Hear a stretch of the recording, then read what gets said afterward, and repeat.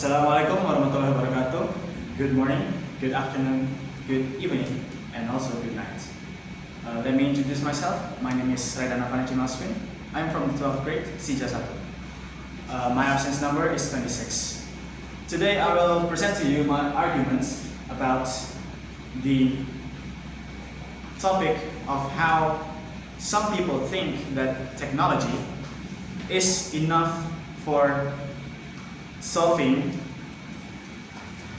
climate crisis. So what I'm going to say first is that technology do help, but it is not near enough to make so much difference just for environmental crisis by itself. In here it says technological advancements play an important role in addressing environmental issues.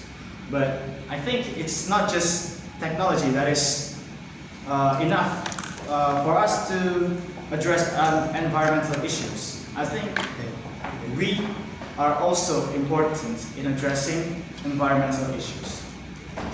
Because by the end of the day, technology is a human tool whose impact depends on how people use it.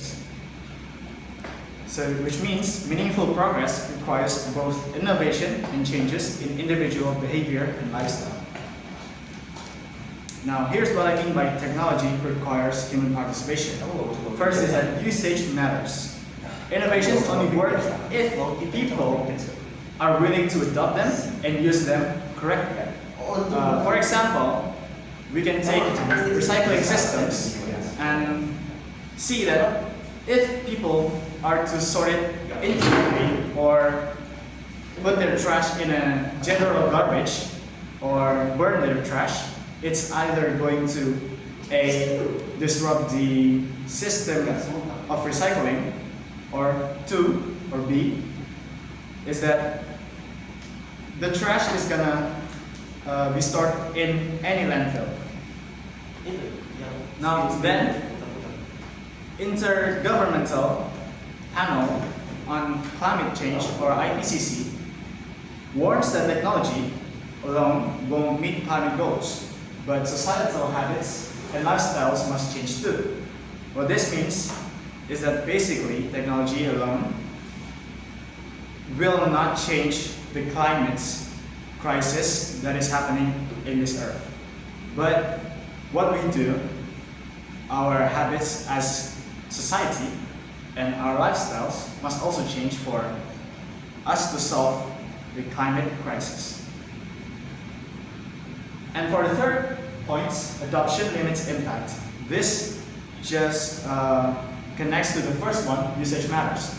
Because this point explains that any innovations on solving the global crisis climate or global climate crisis needs widespread behavioral uptake to deliver meaningful emission reductions, which explains my first point, that is, innovations can't do much if humans do not use it as efficiently.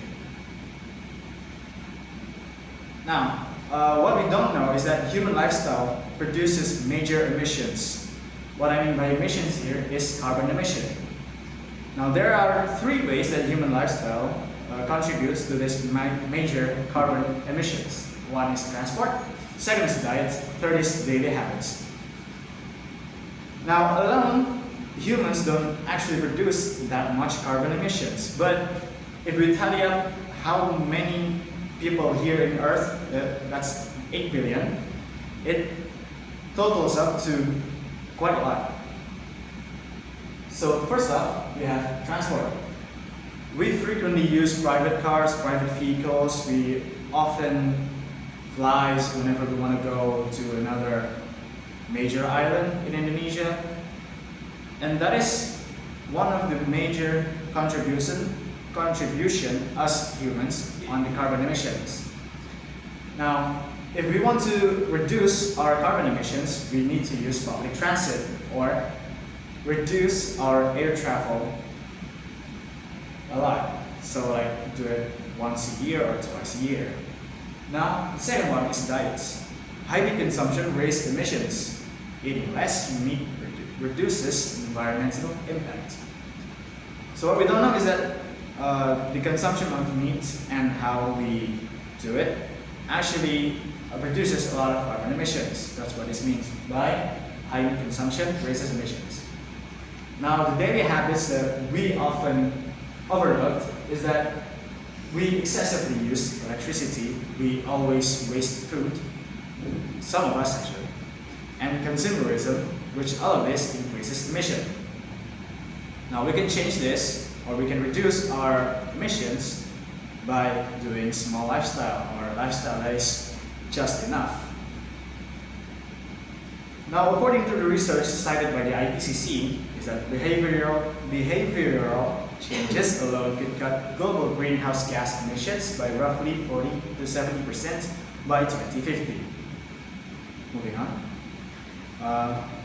Now, there is a second reason, other than human carbon emissions and whatnot, on why just technology alone wouldn't work, is that many climate technologies are still emitting, be it due to a cost or a limited scale, or the risk and uncertainty around it. High cost it's pretty straightforward. Some large projects can be prohibitively expensive to build, or maintain, or operate at a prolonged amount of time. Now, for the limited scale, we have an example that currently we have a carbon capturing system, but due to how tiny it reduces carbon emission, it basically doesn't mean much when compared to the global scale of what makes climate crisis.